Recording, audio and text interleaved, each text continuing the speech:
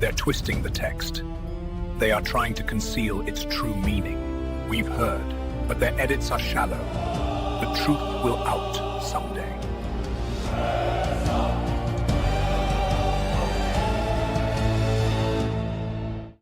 The next that we have is this one.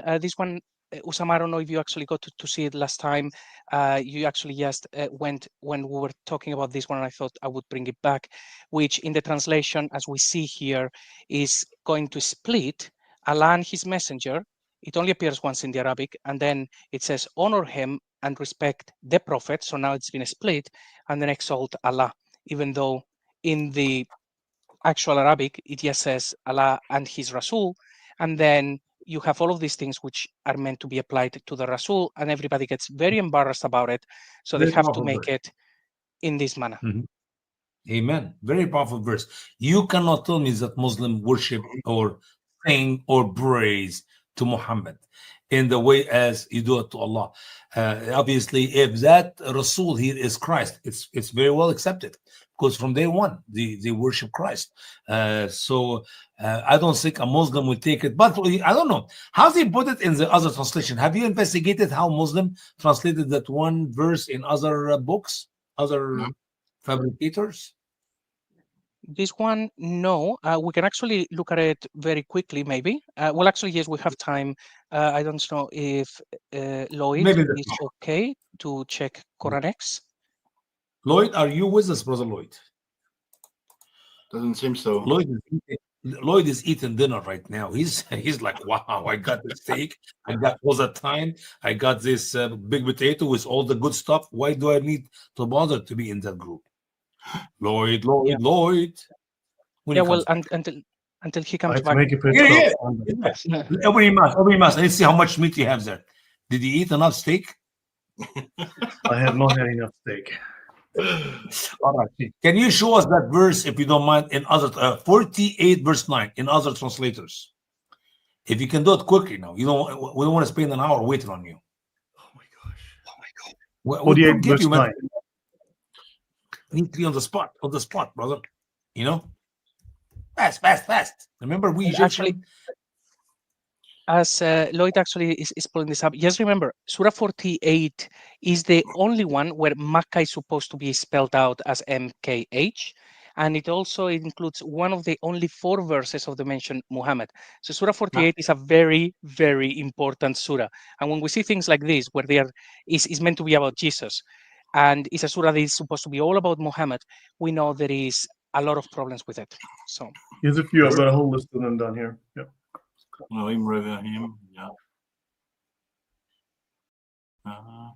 And revere the noble messenger, Ahmad Khan.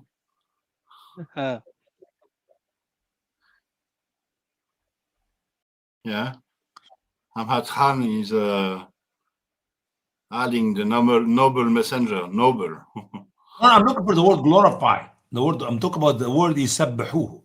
Glorify. Nobody. The glory in Islam is only given to Allah. You cannot give glory to Muhammad or any prophet. Not Moses, not Isa, not anybody. So if they're going to use the word glorify, they have a problem. You cannot glorify Muhammad, because Allah is the one who is worthy to receive the glory. But if the messenger is Christ, there's no problem with the verse. I suppose that when they were trying to do the first, when they were canonizing the book, they would have sat down and look at all of this and say, no, hang on a minute. this doesn't make sense. Why are we glorifying the messenger? And then they have to come up with the tafsirs and the hadiths and everything to correct what the book says, because at that point they already have a theology, and their theology is contradicting the book. So I think they try Yeah, very but why hard would you need to to correct match them. something if you had full control of it? So obviously there was a tussle over the book. Different people at different times wrote different things, and someone had to harmonize it. Yes, They did there not is have stories full about the control. Shias. Sorry? Yes, sorry, go on. Yeah, I don't think they had full control on the Quran, because the Quran had already been a bit spread. So they couldn't And control. so in order to control the Quran, you had to destroy every existing copy of it in order to change it. So they could change a bit, maybe add a verse or change a word, but they could not do what was done in the 7th century. In the 7th century, several times, every copy was gathered and burnt, and a new Quran was produced. Mhm. But in the 8th century, in the 9th century, it became impossible to do so. Yeah, so then they couldn't do any cleanup, so they had to do cleanup outside of the Quran. Yeah, so they had to invent stories. Yeah. Even though Uthman ibn Affan did the best clean in the early days of Muhammad, the early days of the making up of the Quran, if that is a true story, that he burned actually the 7 original manuscript at the time. For example. Mm-hmm. Yeah. And the letters of Leo III and Umar II, he wrote, well, assuming that it is genuine, that there were many different versions, and then he says, including one from Ali and so on. And that is as well mentioned in, I think it's in the Apology of Al-Kindi. So there are these accounts of people saying there were different versions. So, but it looks like by the time that we passed Al-Hajjaj, the boat had sailed and they just couldn't do it anymore. By the way, the word ta'azzaru also can be translated help, and I do not know how can you help Allah if you want to take it help. It's just when you put Allah and His Messenger together, it's all over the Quran. All over the Quran. Obey Allah and His Messenger. You're no longer oneness. You believe in two. You partner. You committing shirk. If you want to say messenger, here is Muhammad. You're committing shirk. You know what? You just made me think of something. This comment from John of Damascus, right?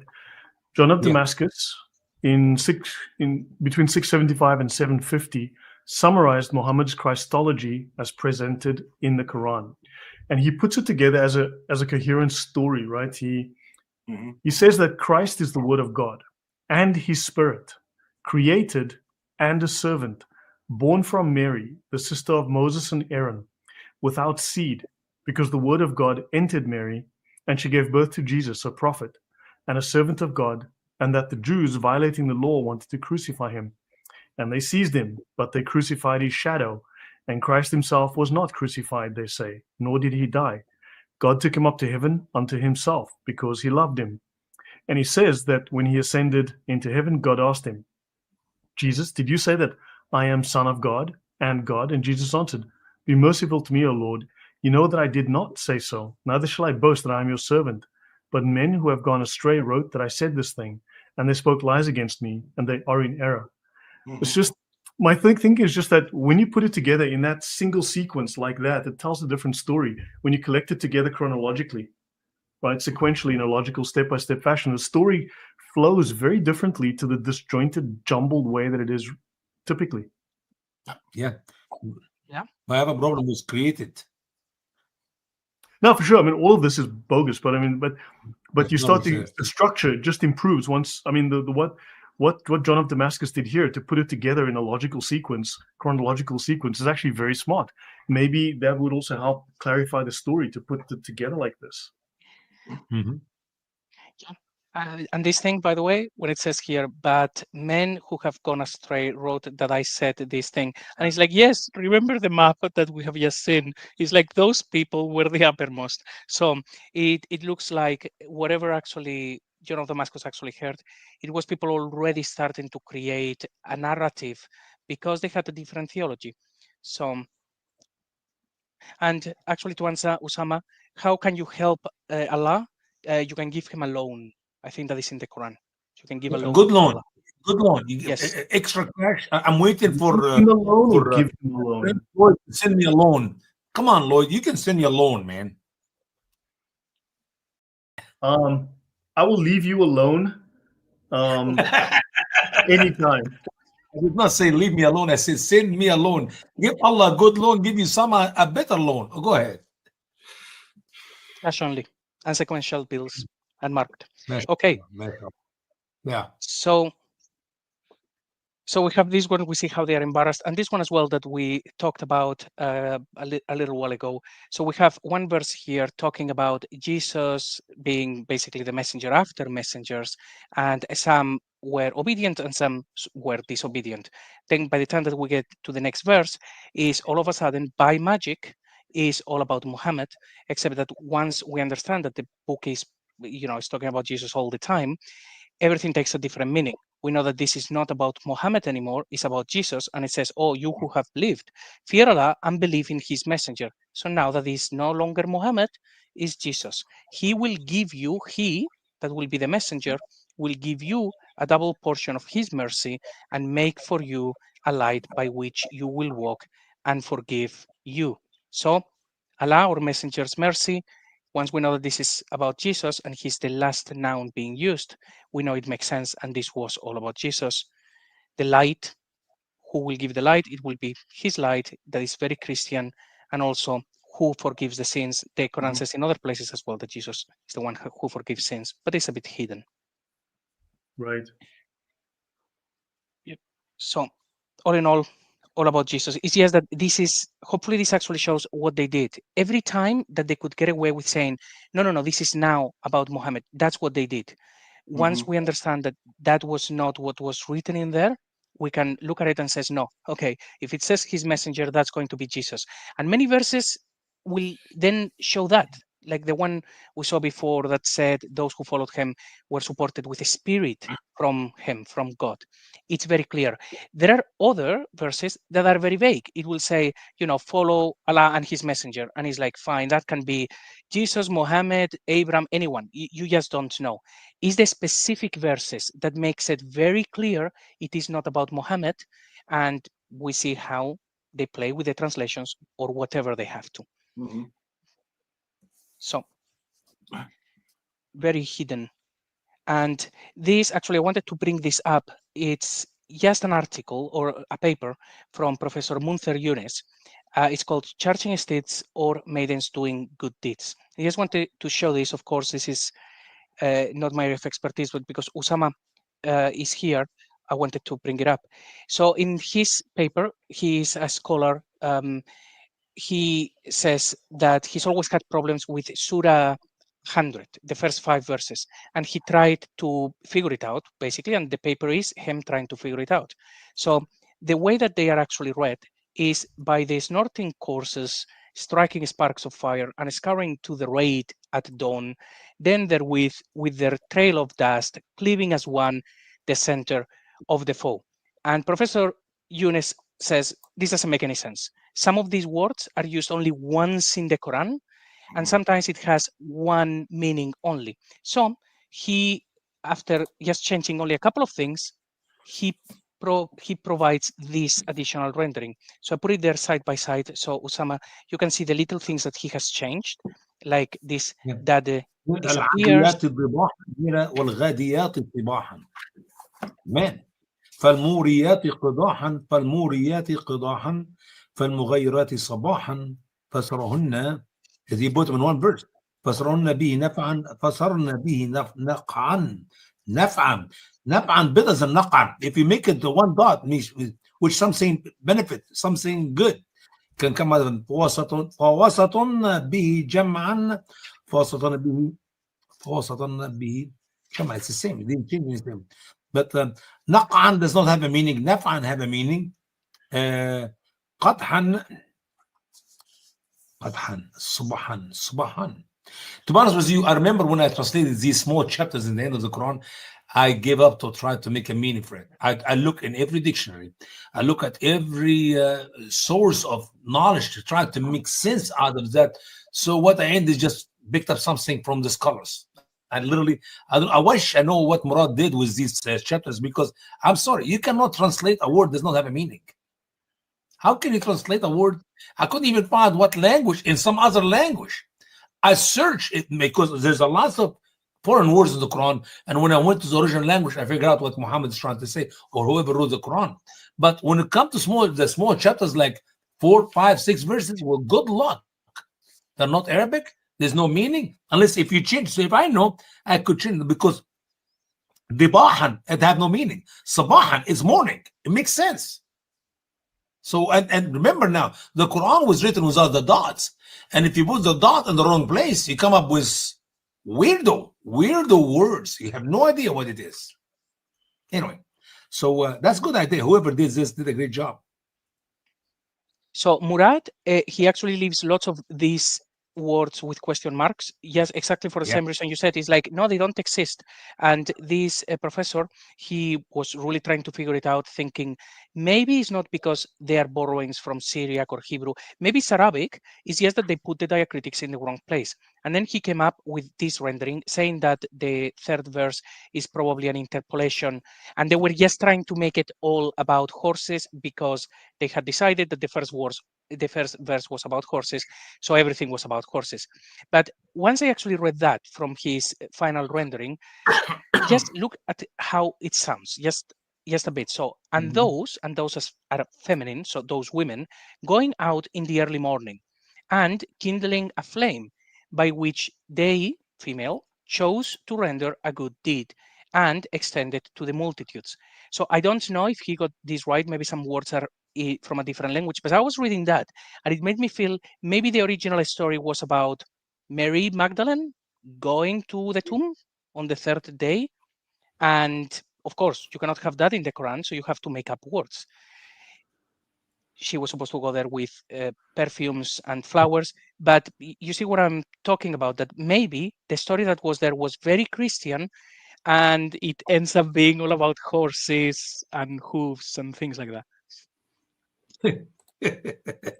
And I don't care how you want to translate it. It's still silly 5 verses without point.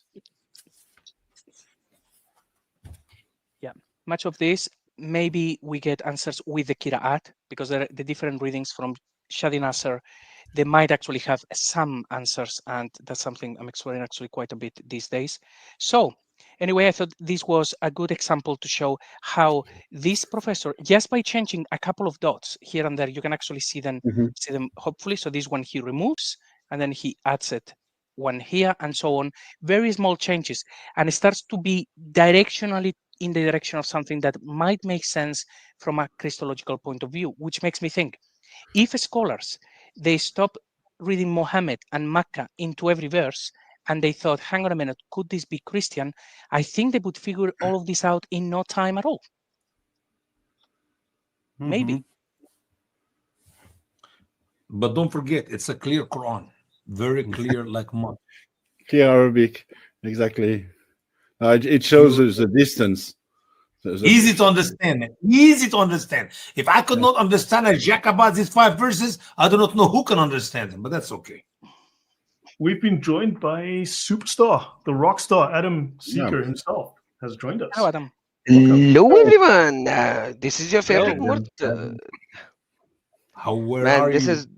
this is so beautiful, brother. What you guys are doing? I was just watching it, and I was like, man, what a panel here! What a panel here! Yeah, I'm Mal just a was here, small. but he had to leave as well, unfortunately. Bad weather on his signal. Okay, so No, should no, I we're leave gonna- now? No, Okay, no, no, guys, no, no, take no. care. This panel doesn't like me at all, so you know. No. We're going to extend the program for 2 more hours. Go ahead, Loretta. Alhamdulillah, I love it. I like it. You know, send the ham to the Allah, because the dog of Allah is so hungry from the last 1400 Ham to years. Allah. Yeah. Which part of the ham? Any part of the ham. Allah loves ham, Mashallah. remember? Yep, I know. Yeah, man, I like his pipe. That's a real British word. No, I like it too. No, it's a French one. As a French? Oh, I saw it as a British. So I remember, Usama, your first translation where your editor removed the word from Surah Ikhlas, Allah is one off, and he thought that Oh you man, actually did a I was typo. so mad. I was so mad because they're good English editors. They're trying to help Allah. I said, no, don't do that. It's Allah is one of, and they make it Allah is one. Yeah. You know, But, here's a question for you guys, because you speak the Arabic and you just raised something about charging steeds, right? About horses. This is a hadith. This is Sunan Abu Dawood, okay? Hadith 3881. And it says, I heard the Messenger of Allah saying, do not kill your children secretly for the milk with which a child is suckled while his mother is pregnant overtakes the horseman and throws him from his horse. Maybe you've got another horse mistranslation going on here. can you go up a little bit more? Up a little bit more, brother? That's it. Okay. لا تقتلوا أولادكم سرا. I have to make it short because the stuff in the bottom comes. لا تقتلوا أولادكم سرا فإن الغيل يدرك الفارس فيد عصره عن فرسه. I never heard of that hadith before, man. Have you, Adam? It is bizarre. Don't kill your children secretly for the milk, because they will overtake the horse. What? Is it just me? I'm not understanding the English. Yeah, but I don't know what is the milk here. There's no milk in the Arabic. لا تقتلوا أولادكم سرا. Do not kill your children in secret. For food. That's it. There's no for milk. Where you got the milk from? Overtake the milk with which the child suckled, which his mother. That does not fit the Arabic, man. Do me a favor. Copy the Arabic, and put it on Google Translation. No. Take the last sentence. The last sentence at the bottom. Yeah. That is the hadith. Look, the last sentence at the bottom. That's it. Copy this. Go ahead, put it in Google Translation. I don't know where you get milk, where you get horse. None of that is there. Let's see if people can do it. Guess not. German, oh my God, what is it doing? Tötet eure Kinder nicht. Heimlich. Heimlich. Denn der Feind wird den Reiter einholen und ihn von seinem Pferd stürzen. I don't know why. Do you see any milk? Do you see any mother? Do you see any cow? Do you see anything? What the heck? Okay, I'm going to Google Translate. Sorry about that. Come on, brother. I mean, we have to do it right. Oh, the treacherous one will catch up with the rider. The treacherous one. I mean, the hadith does not make sense in Arabic, but when you add milk and mothers and stuff, makes sense. That's not in Arabic. It's just that there was the horse translation that JC just showed. Could this be something to do with horses or something else that was mistranslated? No, the word al-ghayl, not al-khayl. Al-khayl means the horse. Al-ghayl, not horse. They're different words. Alif lam kha yeh lam is horse. Alif lam ghain yeh lam. I do not know what al-ghayl even is. I mean, this is bizarre. So could there be mistranslations in the Arabic as well? I mean, this is very strange. Okay, so let me say something. Google translators, when you have the kasra, shadda, gamma, kasra on the things, it will use the website of the translator. So go somewhere else for the translation. Okay, DeepL doesn't do it. Let's try Microsoft Translator, which is often better. I took the word al-ghayl by itself, and it have no meaning in the Arabic. Imagine that was me. So they're making up meaning to make Muhammad look good. Okay, this is better. Let me see what you have. For certainly the guilt will overtake the rider and cause him to fall from the horse. Okay. Still doesn't quite make sense, but it's a little more sensible. The guilt of you killing the child will.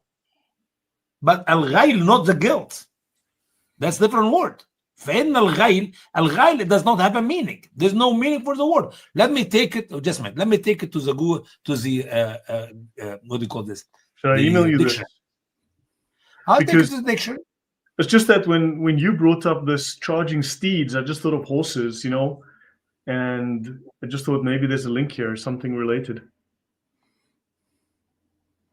Here is العربي لغوي, and I'm going to enter the word الغيل, and I give you the meaning of that word from their own dictionaries. الغيل, that's the milk of the woman, the pregnant woman. So this is the How milk. can a pregnant woman has milk? Milk comes after delivery, not before. I'm telling you, it says here الغيل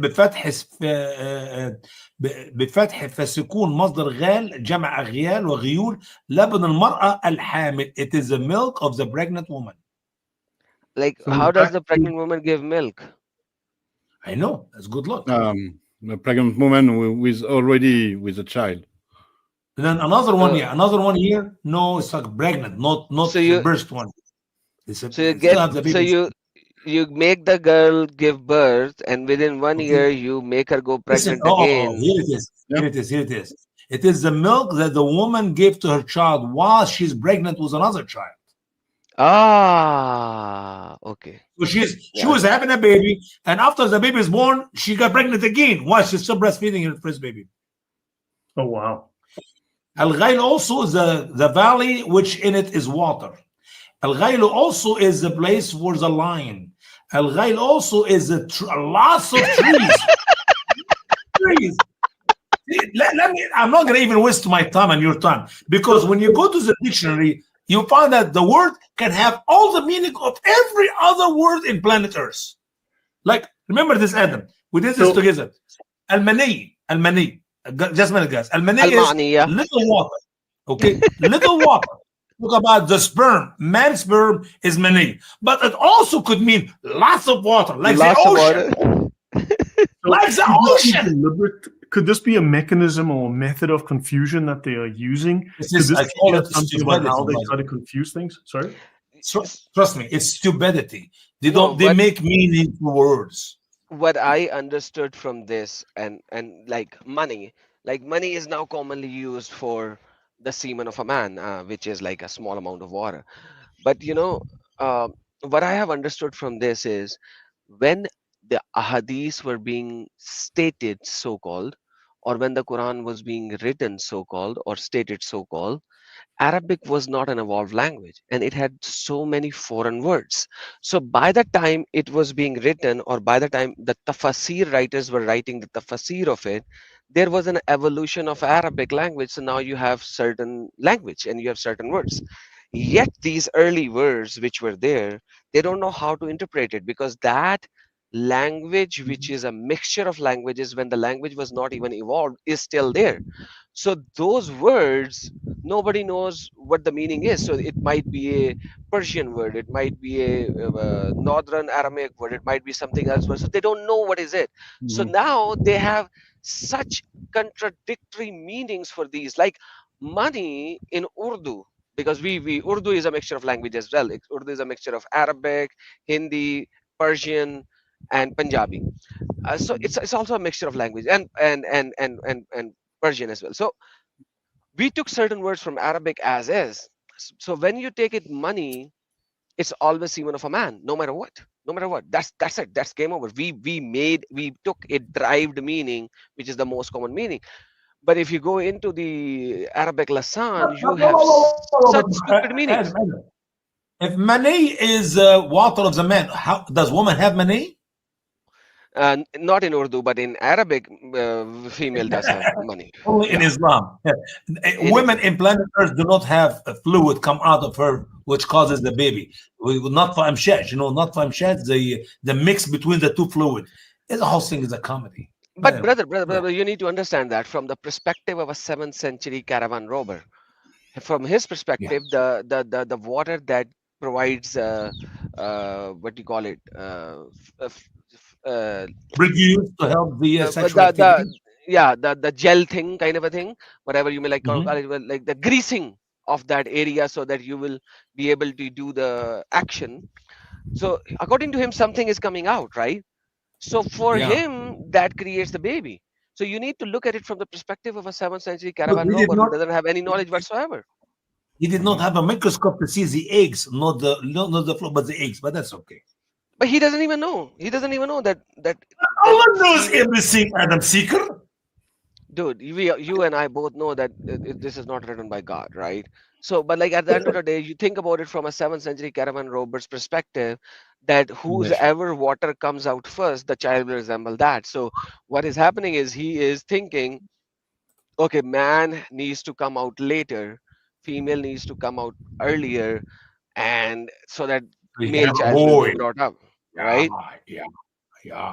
So that's like a very common fleshly fantasy that every time you actually do it with your uh, better half, you will always delay it, and you be the rocker, you'll be the man. Yeah, man, I made her, you know. Otherwise, we're gonna have a bunch of girls, and good luck to have a boy. MashaAllah, MashaAllah. Yeah, so This- that's the problem with this. Like this Yeah, whole just, I mean, ideology is man-made. yeah, but besides that, I mean, how do you take words and get them so wrong where they could be completely something different? I mean, this is not a clear book. I mean, this is clearly human Brother error. Lloyd, all what you need to do is change a dot. You see what the scholar did in front of you? Al-Adiyat, he made it Al-Ghadiyat. Dibahan, he made it Sabahan.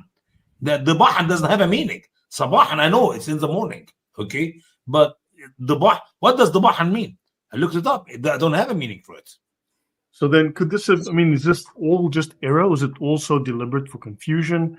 Because I mean, what JC showed us here, it's just. I mean, someone's trying to cover up something, right? Besides just being I don't stupid think and so. incompetent. Yeah. I would disagree over here. It's not that. It's that someone who made it Sabahan instead of Sabahan, he in his area there was another predominant language, and in that predominant language that word might have had a meaning at that particular Oh, time when he was Yeah. doing it. And he was like, okay, I need to put a dot. Where should I put a dot? Because when you have just the radam and now you have to put the dot, you can only This put has the to dot be- in the location where you think it will create a better word. And in your dictionary, if that word has a meaning, you will put the dot there where it will create a meaning for you, because you in your area knows that language. Yeah. You got a point, Adam, but why use Sabahan in verse 3, not in verse 1? Okay, you kicked me out of it. Go to verse 3 down. فَالْمُغَيِّرَاتِ صَبَاحًا. See, he used the word Sabahan, not Dibahan. So then he knew that is also a word, so he created that word as well. But like for him, the first word had some meaning as well. That's what I'm saying. None of these Arabic words, letters were done in Saudi Arabia. In Baghdad, the vowelization and the sound developed in Baghdad 7th century onwards. And that is what we were told. Where is the first manuscript? Because I have manuscript till the 8th century which doesn't have the dots. So that is what we have been told. It had to be over the 8th century, maybe late 8th century, early 9th century, but no way in 7th century. I don't believe so. Yeah, because Okay, we did not have that's the- what we have Well, been I mean, told. no. I'm not saying finished. I'm saying begun. Begun. Oh, but yeah. Okay, where is at least one manuscript with complete dots of that type? Because people don't realize, like for instance, if you look at early Bibles, those translations took hundreds of years. I mean, we think today we do a translation, we finish next week, but these jobs took decades, if not centuries. Yeah. So, 200-300 years is not unusual. No, I understand what your point is, but the base thing is that where is the earliest manuscript of this guy? I forgot the name of this guy. Give me the name. I forgot the name. Who created the Under first the dots? Abbasids, There's a it should name. be under the Abbasids. I don't have the details, but Okay, we can there's a I can name try with to- that. I did that in my channel, but I don't have a single page of that guy. So it's None. okay. You don't have it. So if you don't have it, then it is a redacted story, because after that you have manuscript up to a 9th century where there are no dots. Like look at the Blue Quran, it doesn't have dots. That's a 9th century manuscript. Why? Yeah. So you're telling me for 200 years the dot was there and yet Blue Quran is without dots? No, that's a problem. Yeah, that's a problem. I don't have an answer, but that's a problem. That's interesting. And if I play with couple dots in one page, I can make a different story from the same page. Exactly. And this is there in Hafs and versions very easily when you see Nughfir, Yughfir, and so many of like that. So this blue Quran is a late 9th century Quran. Okay, so let me give you the link. There you go. Where do I send the link? Where is the private chat? This is the private chat. Top right, top right. Okay. Actually, if I may, just to address what Can you Usama open the has link? Sure. So, Usama, what you have just said, I totally agree with that. When you just change some dots, then it will tell a different story. And what I think is that people need is to stop reading Muhammad and the Hijaz into the story and thinking, okay, could this be something very Christian, New Testament, Old Testament, and then try again. I think that is what would unlock the options that will make things make sense. But when we're trying to say, okay, so Muhammad is here in Mecca doing these things, how do I put the dots? It's like, yeah, you're never going to figure it out because he's not Muhammad in Mecca. But if we think Christology, maybe like this, we get some answers. Maybe. Yep, could be. Scroll down a little. Scroll down a little. This is the 9th century Quran. Where are the dots? Look at the razm. It's just razm. So if you have created dots in the 7th century, late 7th century or 8th century, why do we have a late 9th century manuscript without dots? So you're talking about 150 years, man. You said that it took translation. Now you're talking about translation versus putting the razm proper. So you are not we are not even translating right now. We are just putting the razm in a proper place. Fair enough. I might have an answer to your question, Adam. Why is there no dots there? Because I think it was done out of respect for the material, the first material out of which the Quran has been collected, edited, and copied. The Quran comes from notes that were written without dots, even though dots already existed in the 7th century, because it was not meant to be written. It was not a book per se. It was not a revelation, of course. There were makeshift notes, instruction notes, and they were not meant to be edited as a book.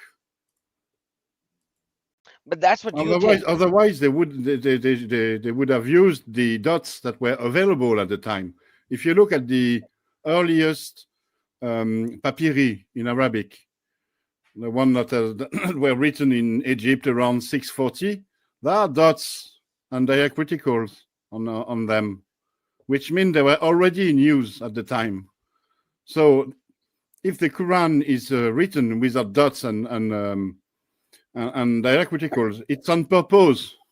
It was made on purpose because there were no dots on the very first material, on the very first notes. And why is that? My opinion, my hypothesis is that these notes were not written in order to be collected and could be this was the original language, so they wanted to stay pure. Who knows? That could. No. What is the original language? The same thing when you're a student and you take notes from your teacher and you do it in a very quick way. Yeah. You see, let me read they were not meant to be read by anyone else than the one who wrote them. They were personal notes, private notes. Okay. No, brother, that's what's written here. If you don't mind, quickly here, can you go up a little bit? Yeah, Usama, read this. This is the beautiful part. I like. Ibn Abbas said, that's good, brother. And Ibn Abbas said, إنه كان يقرأ. He used to read it. أفلم يتبين. Have he do not discover or what do you call this? Examine or يعني أفلم ييأس, which he meant did he never give up? ويقول كتبها الكاتب وهو ناعس. The writer wrote it while he was asleep. Hello, is it يتبين أم ييأس? يتبين means يبحث يعني يدقق في you examine, you investigate. ييأس, given up. Two different words. But the good excuse given by Ibn Abbas that the guy who wrote it, he was writing it while he was sleeping. You know, He have you was ever drive sleeping. and sleep?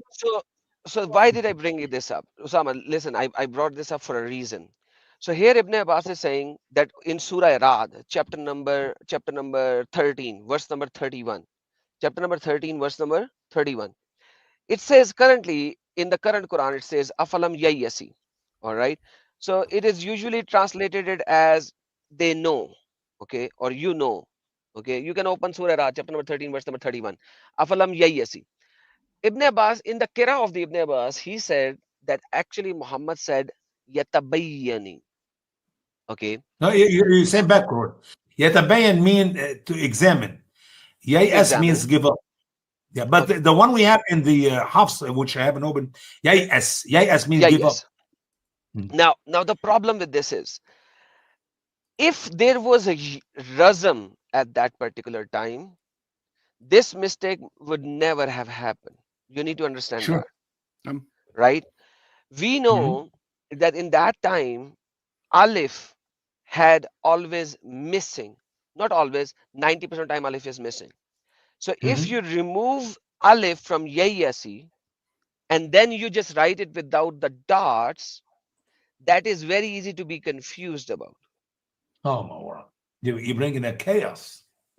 No, I'm bringing what it is. Like, read it from the Arabic, forget the words. And remember, Alif, removing Alif, adding does not even matter, because at that time Alif was not considered the main alphabet, as we know. Yatabayyan, without the diacritical mark, without the diacritical marks, and without the dots, this thing can be confused very easily. Yeah. So you cannot. So Mr. French was saying, Odon was saying that they had the dots. No, they never had the dots. They never had the dots in Arabia. We have evidence This that is the they evidence were of there. it. This is the evidence. They had the dots in the northern script, which is near the Syria, near the Syriac Arabic. So Syriac Arabic had dots in those area, not in the southern Arabic. Muhammad was in the southern side of the Arabic, no dots whatsoever. And this is not a time when you have trains where you can move out and go there where they have dots and everything. They didn't have trains or cars or anything. They were in the desert where multiple languages were evolving right now to make it more of an Arabic right now. And that is the evidence that Ibn Abbas saying, because that the Muslims are giving the evidence by themselves. So have a look, yes, Adam. Have a look at those papyri. You will see that there are some dots. Sure. What if they already knew these things and they didn't have to put the vowelizations in? What if these were familiar passages? So that was unnecessary at that point for that reason. You can't, brother. 6,000 verses in the Quran. The word yes, like a special rabbinic class who knew the stuff, special class of scholars or something. You cannot. Maybe it would be beneficial at one point to do a session where we all gather around and talk about different manuscripts, Kirat, and all of that stuff, because it's a fascinating subject, and I think we might actually benefit from discussing everything that we know about that very, very interesting stuff. So let me show you something. Is my paintbrush there? Can you see that on the screen? Okay, this first letter, Usama, what is it without the dot? It could be 5. It could be bih, teh, noon, theh, ye. Exactly. Perfect. So basically it can be noon if I put a dot here. It can be ya if I put 2 dots here. It can be ta, if I do on the top. Or ba, right? 1 on the bottom. 1 dot on the bottom. 1 on the bottom, it can be ba. Yeah. So you're talking about 5 different letters in the same thing.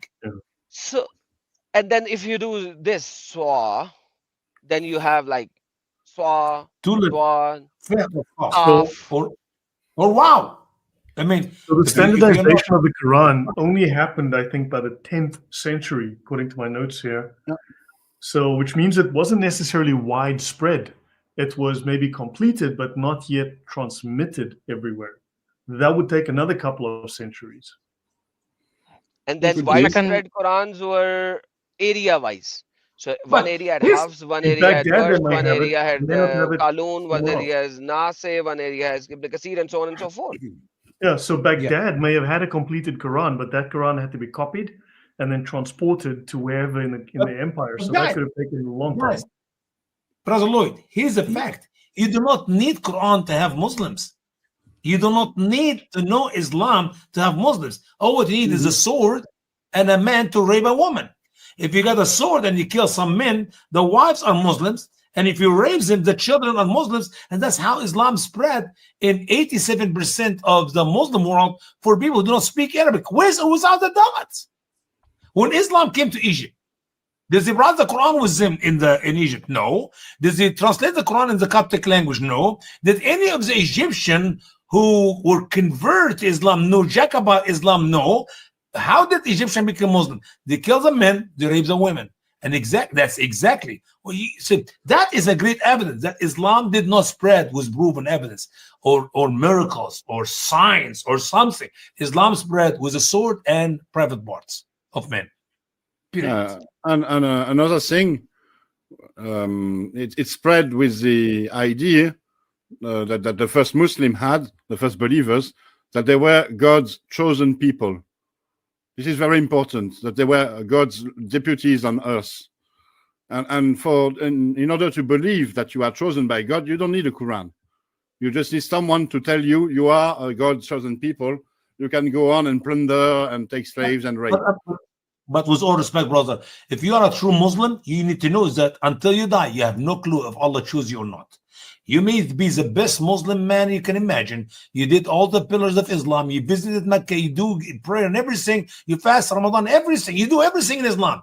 And Allah did not choose you and you're going to go to hell. No, that's not what I was referring to.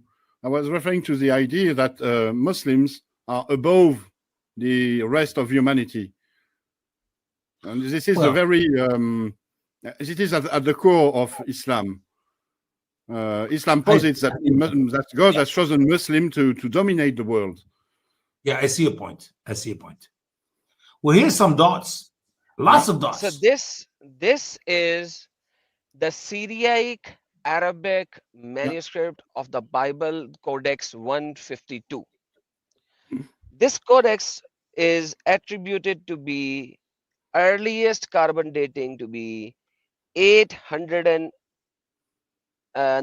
CE. Okay, 900 CE. Yeah. Now here you can see dots. Yeah. You see Yaso over here. Let me just highlight certain things. Let me just show you. Here it says Yaso. It has 2 dots underneath it. Yeah. Very easy to read. Okay. This Yes, is why yes, why this is very important, because this is the first Arabic manuscript of the Bible where Muslims entered the word Allah in it.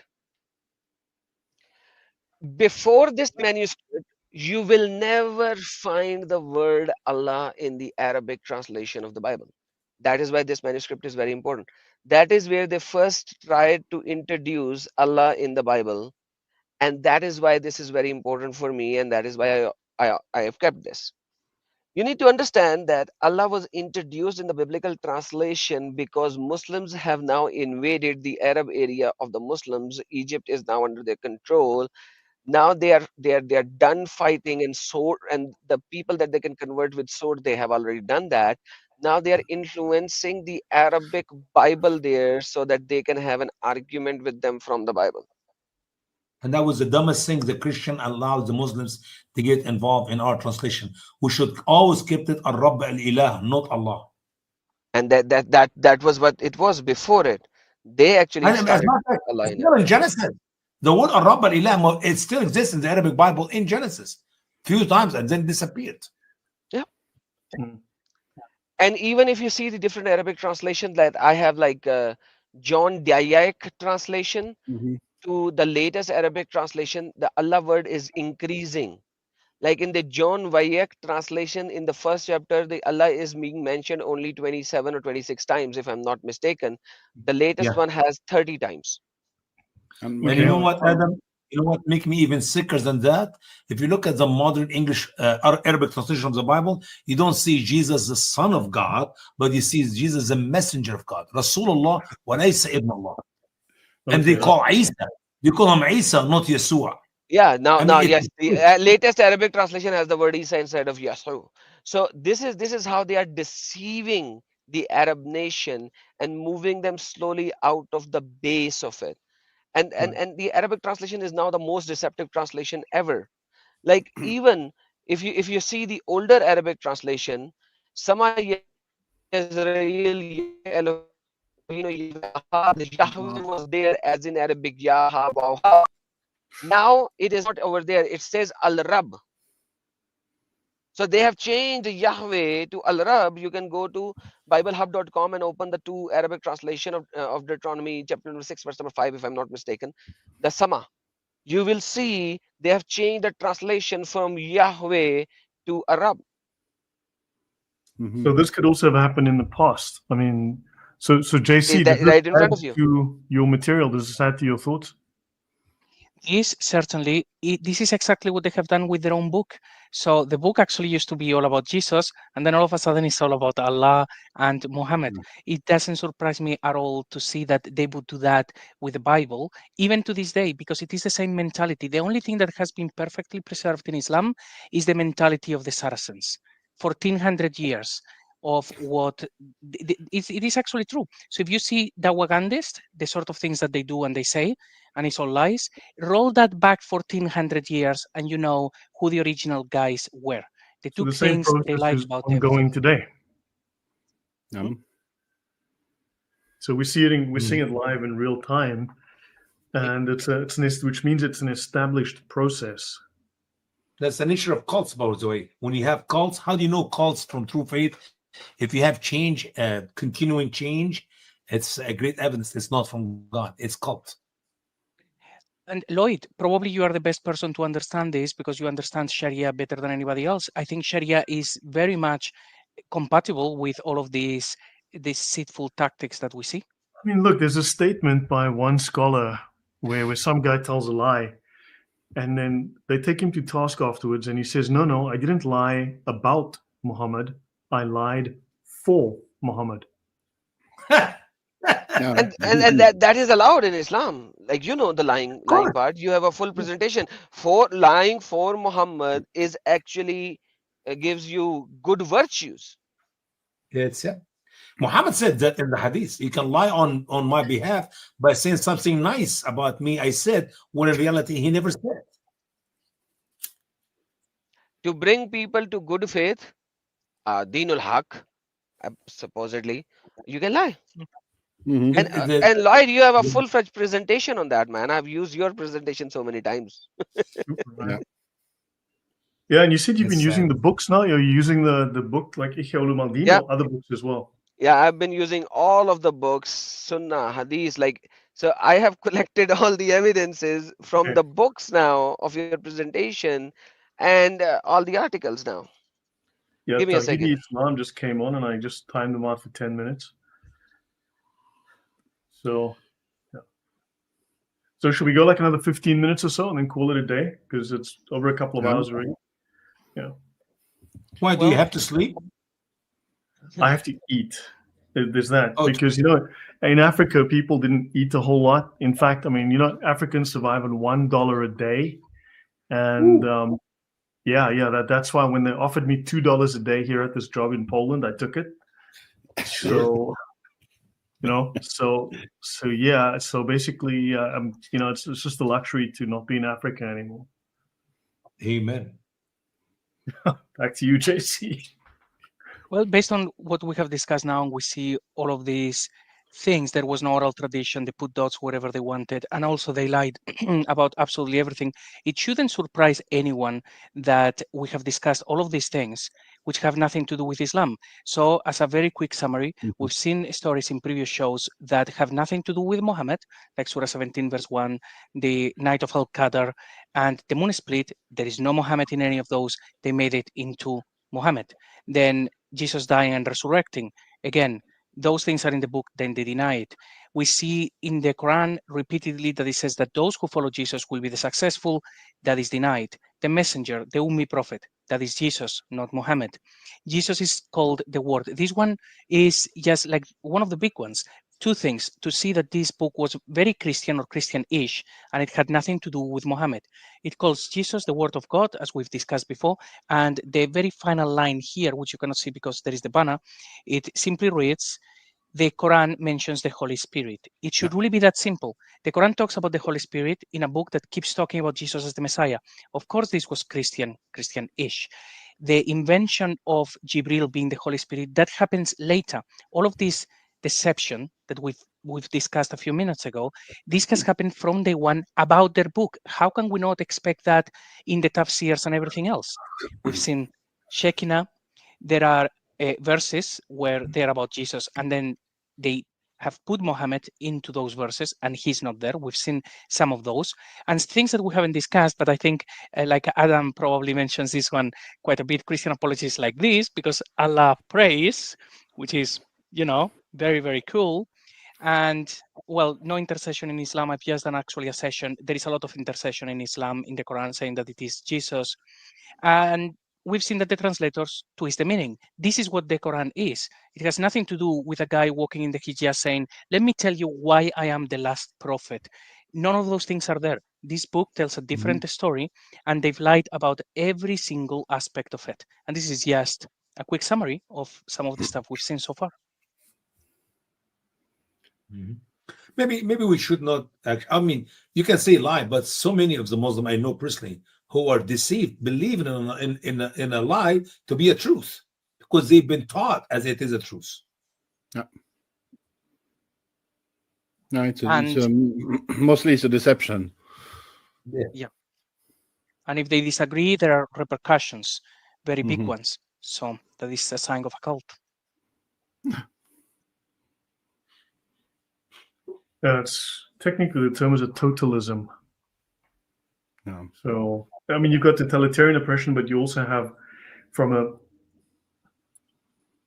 it's imposed via government, which is totalitarianism, but then you also have a horizontal social pressure called totalism. So it works both top down as well as horizontally. It's actually quite an interesting design, very effective design. This is what is at play in every, for example, in the communist regimes. There was something coming from the top, and also social pressure, coercion. Yeah, no, for sure. Yeah, but there's one other thing that comes to mind when you look at this synthesis.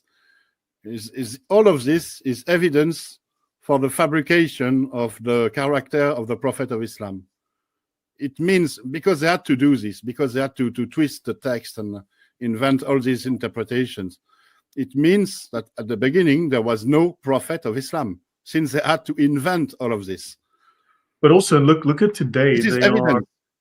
But today they're dismissing John of Damascus as, oh, he was a crank, he made stuff up. Because we know Islam is exactly like this, therefore John of Damascus is wrong. What if John of Damascus is right and modern Islamic narrative is false? Right. To me, John of Damascus, the thing I like the most is all of the things that he doesn't talk about. He doesn't talk about the wives of the Prophet, the conquest, the caliphates, the death. That is something that John of Damascus would certainly discuss. Like, so this guy got poisoned. There is no details about Muhammad that are discussed. And I think Mel mentioned that they are thinking that the accounts of John of Damascus, they are actually later. They are not his. They are from a century later. But still, you would expect that account to say a lot about Muhammad, and it doesn't say anything except for the story of Zayd. It's a century later, because you'd think it'd be more established. But they're trying to get rid of John of Damascus now as a crank, as a fraud. Well, unless they get rid of the Quran, we're still finding that there is no Muhammad in the book either. So, GG. GG, exactly.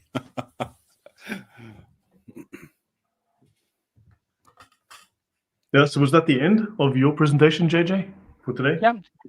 This is just the summary of most of the things that we've discussed so far, and of course adding that one there because I thought that some people will like it, because we know there are problems, and in a Trinitarian sense you can make sense of these things. Yeah. Hopefully soon we will have more stuff, including proving that there is no houris in the Quran, there is no virgins in paradise according to the Quran. So we know the Quran wasn't quite written as well. We know that the Quran wasn't in consistent form at that time in history. So there's more to unpack here. There's a lot of history to unpack as well. You know, what happened in Baghdad may not have been replicated elsewhere. So different regions, there would have been competing stories, different versions of the Quran, some with dots, some without dots, some being misinterpreted. There was different languages, readers in different languages who didn't read Arabic. You had Jews translating Jewish stuff into Arabic. So there was a lot more going on that still needs to be unpacked as well and fitted into the whole story.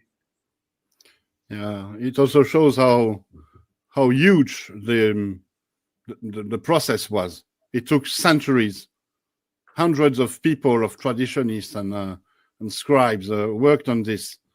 So it's complex, and this is why it's for some people it's too big a discovery to understand. No, but I think we're unpacking it piece by piece. I mean, piece by piece, we're working this out. Piece by we're working our way, and I think we are on the right track. Yeah, and fortunately, it's not. It's like using a sledgehammer, because we're not finding a little word that actually doesn't make sense. This is like every single verse. We are not going with a magnifying glass and seeing if we find a problem. The whole book is like this.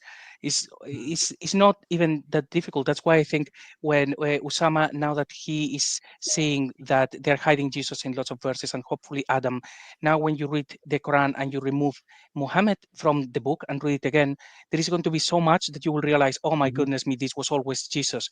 It's going to be incredible. I look forward to seeing what things you notice, because we need Arabic speakers to read this. So yes, you're absolutely right, brother. It is Jesus, but it is a confusion. It is Jesus when I see him as one of the triune God, or Jesus who is not the Son of God. So it's like, I don't know who is writing this. Does he know what he's talking about? That's the thing. That's the thing I was pointing at the beginning of the stream.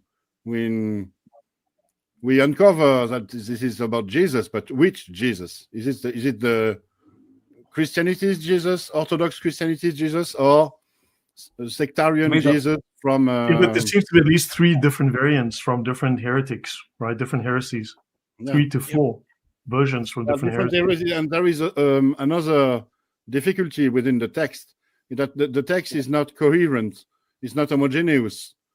Some verses, I think, some verses were written in different contexts. But when we were looking at the Surah 9, for example, I believe Surah 9 was written, most of Surah 9 was written way after the bulk of the Quran. They look like it's the end. Yeah, and the context changed.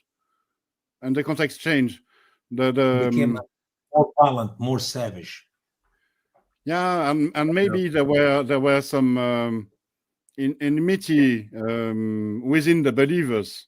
Some of them started to fight against others. It's the beginning of the fitna, actually. That makes sense. Look, if you look, I can't remember the name of the scholar offhand now. I'll try and find it.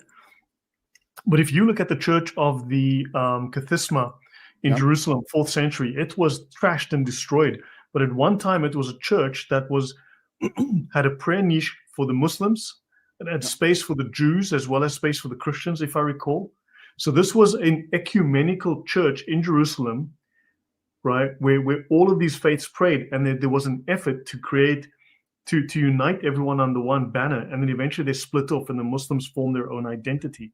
So there was an ecumenical effort at one point that eventually broke. Fred Donner, he speaks about this, and I've confirmed some of that as well. I've covered some of that. Actually, I think the Charisma church, it's an octagon with a rock in the middle, in the center of it. And So it was the model for the Dome of the Rock. He's copied from it. Yeah, exactly. It's modeled on the Charisma. At the time, it became a mosque. So it was not a church anymore. It was a mosque because you cannot have ecumenical churches do not exist. Either you have a church or you have a mosque. You cannot have both. Yeah, but this was a church. And what's very interesting is that there come a time when the Muslims themselves destroyed their own mosque. This Charisma mosque was destroyed by Muslims. And why is it so? I think it's because this church looked like the Dome of the Rock. And the Dome of the Rock is clearly modeled on it. It's modeled on it. And they come as Islam's narrative grew and was fabricated, there was a time where when the Dome of the Rock became the reason for the Dome of the Rock that was invented was that it was made to commemorate the night journey of Muhammad. And when you put forth that the Dome of the Rock refers to Muhammad's night journey, you cannot have another mosque very similar to it, the Charisma mosque, which is just a regular mosque, because you cannot have both. Otherwise, it would ruin the meaning you want to put on the Dome of the Rock. And I think it is why the Charisma mosque had to be destroyed by Muslims in order to preserve the birthing narrative of Islam. No, fair enough. Yes, so I guess we can call it a night here. Final words, anyone? Yeah, as soon as I came, you're running away. You came over an hour ago. Really? Yeshua! Akbarul Azim. God bless you, man. You now know it, man. You know it. You got it. You know what, Adam, when we start the program, me and Lloyd in our show, especially in our show, after we hear this countdown and I say, ladies and habibis.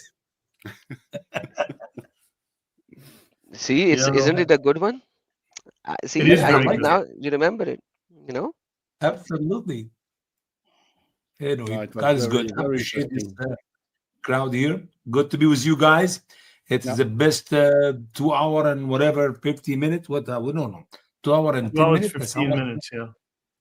Yep. Thank you so much for sharing with you and learning from you guys. And God bless you all. And maybe we need to make Adam Seeker come earlier next time. What's wrong with that? Yeah. I just saw it online and I was like, man, I was supposed to go there on Thursday. Did anything happen on Thursday? I did send you a message. Did something happen on Thursday? No, but I couldn't get hold of you, so we pushed it back. I couldn't reach you. I don't know if your WhatsApp or whatever, but I did. Oh, that is gone, long gone, man. You have Skype. Throw it on Skype. Oh, Teams, you mean? Okay, Teams. Yeah, now the Teams. Yeah. Yeah.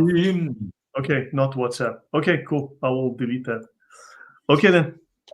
God bless you all. It's been fascinating, JC. I mean, I think we all agree, right, that this does seem to be talking about Jesus, and there's a lot of funny business going on here. But it used Jesus, by the way. Once again, not the real Jesus of the Bible. Yeah, let me say something over here. Sure. It might look like it is talking about Jesus, but in the Quran, you do not have a single time mention of Christians. Why? Quran never talks about Christians. Why? Hello? Why is everybody I agree with you, Adam. I think the Quran talks a lot about Christians. No, it never. Tell me a single time Quran mentions Christians. Give me one single verse where Quran mentions Christians. The Nazarenes. Every time the Quran mentions mushrikun or the shirk, it's about Christians. No, how can you say that? Okay, can you give me the word Christian in the Quran once? You mean Masih? Of course. Masihi. Because Quran never mentions. Yeah, that's Christian. That's Christos. Pardon my Arabic. It's not as good as yours. No, there is one mention of al-Injil, which could refer to Christians. Could But refer, Could be. but actually, You're right. Aidan, so Ahlul Injil, allow the me to keeper of Injil. rephrase what you were speaking about. It's not that the Quran does not speak of Christian. It's that the Islamic narrative, the Islamic interpretation of the Quran does not speak of Christian. It speaks of Nasara, but Nasara are not Christians. That's But not if you look at interpretation. the Quran literally, I think, and I'm convinced that the Mushrikun are Christians. Okay, Mr. By nature, Mr. because the Mushrikun who made Jesus, he's the wrong one. Okay, hold on. Odon. Let's go back. Yeah. Let's go back. You said Quranic Islamic interpretation. No, I'm not talking about Islamic interpretation. Islamic interpretation talks about Christians. I'm Yeah, saying the Nasara. words of the Quran talks about Nasara, not Masihi. Yeah, Nasara could be the people from could be the people from Nazareth. Okay, so can I say everybody from the Hindustan are Hindus? No, there are Sikhs But there are even- Christians but there even are so Adam- many people there. But Adam, that's not true either. Because Nasriyin, not Nasara. The word Nasara is used in the Quran for those who help it. Who says, Man hum Ansari? Who this will help me? Ansar and Nasara have nothing to do with Nasriyin. Nasriyin, Okay, the people who came from the city of Nazareth. So, Okay, so there is no. So So there let's have is- that discussion next time because we're going to be a whole Quran week is- talking about Yeah. this. It's So, too big a actually- discussion for now. let me give me my moral of the story, and then we can actually keep it for the next time. But my moral of the story is that Quran is talking about some heretical cult, not Christians, and I can prove that. Agreed. So we can have it I next mean, time. there's certainly that. There's clearly heretical Christians in there. That's I think. Cult. We can't call them Christians. Heretical cult of Christianity. yeah. Yeah, maybe. I fine. concur. Think okay. I Well, think I think Adam, we really need to Yes, let yes. Lloyd go and have some food. If people Oh, actually want to Lloyd, you continue can't speaking, fast for a Wrap it up. night. Come on, Lloyd. if seeing as actually people are we're still actually now pretty much getting into the conversation. If anyone wants to continue this on another platform, so Okay. I'm Mm. game. Just let me know. You Otherwise, game? we Okay. Do will you want to come to my next time. channel Yep, I can come to right your after this channel. live stream? Odin, are Sounds you like up? a good Usama, plan. are you up? I'll see if I can join you guys, but I gotta give it. I've got to go and do some, family Okay, stuff. Usama, Lloyd, and Usama and Odin and brother. You wanna come to my channel? Should I open one? Yep, Open let's one, go. man. Other Why Open one. not? Adam, want? open it. All right. Okay, give me 10 minutes. I'm opening I'll one. see if I can join you. Let's talk Okay? about this. Send me the All link. right. Thanks everyone. Send me the link. Good night. Yeah. Bye-bye. Enjoy All your right. dinner. Bye bye. Good Bye-bye. night, everybody. God bless. God bless you all. Bye-bye. Bye-bye. There is only one Quran, right? Every Quran in the world is the same. That's what you've been told. You have been told a lie! I'll come to 26 of the Quran. 26 different Quran! There are 0 Dawa guys apparently left on the planet who are willing to defend Muhammad in a debate. Everybody can go and read it. This is a book full of mistakes in Arabic, in the grammar, in the spelling, in the pronunciation. Whoever wrote the Quran made an error because they didn't quite understand what was written in the 7th century in the Torah and the Injil. Stay away from these translations. They are propaganda. We know that stories about Muhammad were made up on an industrial scale. What in the world is this Injil?